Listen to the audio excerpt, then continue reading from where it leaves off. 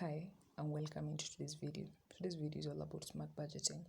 I hope by the end of this video, you're able to track your expenses and be able to allocate your funds effectively in their order of priorities. Now, a good personal budget is purely based on the income, and the income is the money that hits your accounts, like your take-home money. It has a number of components, or rather the different allocations of your budgets, and the allocations are like fixed expenses. These are the needs. These are the allocations that you won't alter and basically you won't do without them. Also, you have an allocation on debts. These are the unsecured loan. Maybe the student loans might fall into this category.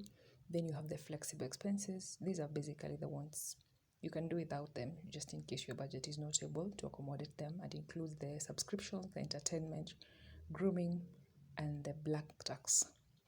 Also, a good budget should allocate for savings. This way you have the funds set aside for emergencies and investments, and preferably at least 20% of your income should fall into the savings category. And then you have fudge. Fudge is an allocation that accommodates for the additional expenses. Like for example, if your subscription in such an instance where your subscription surpasses what you had allocated for initially, then fudge should accommodate for that. After summing up all the expenses in your budget, they shouldn't be more than the income. They could be less than the income, but they should never be more. At least the balance should be at zero. They should balance at zero. In case you find a negative, then like if the difference between the expenses and your income is on a negative, like the income is less than your expenses, then you need to change what is more flexible. You can work on the flexible expenses there, because clearly the fixed expenses and the savings shouldn't be touched, or rather the fudge pair. And just in case your month ends without you touching on the fudge, then I'll urge you to transfer it into the savings or carry it forward to the next month's fudge. Let's take a case study of an income of 80,000 Kenyan shillings. You'll allocate fixed expenses to something like the mortgage, 20%, which is a quarter, which is 25% of the income. And then you have the utilities. These where the groceries will fall into. The house needs, the bills, the electricity bills, water bills, gas bills, and all that. And then you have the debts. These are the secured loan, student loans, and everything will fall into this category. And you'll allocate 10,000 shillings for that. And then the flexible expenses, maybe your subscription shouldn't be more than 2,500.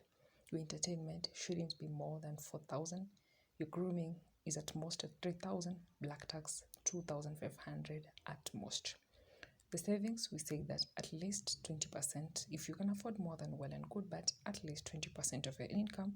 And in a case where an individual is earning 80,000 Kenyan shillings, then 16,000 will be going to the savings, and then you can have a fudge of at least 5,000 shillings. Just because we have an allocation for a fudge, it doesn't mean that we should overspend for each category, but it's there just in case. After adding all this, we are going to get 80,000, and our income is 80,000, so it's okay if it balances at zero. But just in case our expenses were 81,000 and the income is at 80, then for the 1,000 we need to know which cost are we going to lower, and most preferably the area that we can change is what we call the flexible expenses. Just like the name flexible expenses, it is the first place that you should look into. What can I lower? Like what can I lower? Because maybe you see, for your mortgage, if you're paying 20,000, there's nothing much you can do about it. You have to pay the 20,000. But for the flexible expenses, you can decide, like maybe for the grooming, I can do it at 2,500. For the black tax, I can do it at 2 or 1,500 Kenyan shillings. For the subscriptions, maybe you can decide, for this time of the subscription, I'm going maybe to cost share with somebody or something like that. So basically, this is how a good personal budget should look like. These are the expenses, and you can use it as an example, but of course you can edit it based on your income.